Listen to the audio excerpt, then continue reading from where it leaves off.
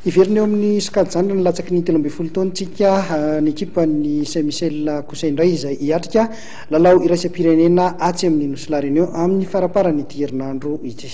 Noho izay indrindra ary dia tonga nangatatodrano tamin'ny tompon'andraikitra ny ligin'ny baolina kitra eto Analamanga ty ekipan'ny Saint-Michel ho an'ny sokajy latsaky ny 13 taona ity omaly tolakandro araka ny hinambara moa dia hiatrika fifaninanana ny amin'ny Nosy La Réunion izany ekipa izany. Ny taona 2027 no nahitana ny ekipan'ny Saint-Michel taranja baolina kitra nandeha niatrika faninanana iraisam-pirenena farany raha saika mandeha matetika kosa ireo taranja hafa.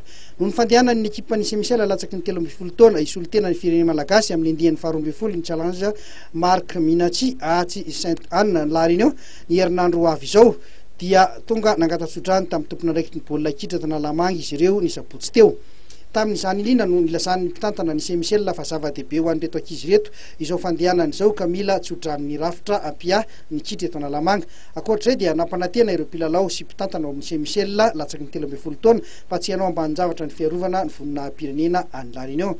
Tesakilany kosa dia nisaotra ny fanajana nomen'ny Saint-Michel azy ny filohan'ny Alpha satria na dia teo aza ny fahasairanana amin'ny fanomanana ny faninanana any La Réunion dia tsy nanadino ny ray aman-dreny pia izy ireo. Tamin'izany indrindra no lazany fa isy ny valosoa omena ireto izy ireto amin'ny fiverena raha toka mahazo vokatra tsara izy ireo amin'ny faninanana izay ataony.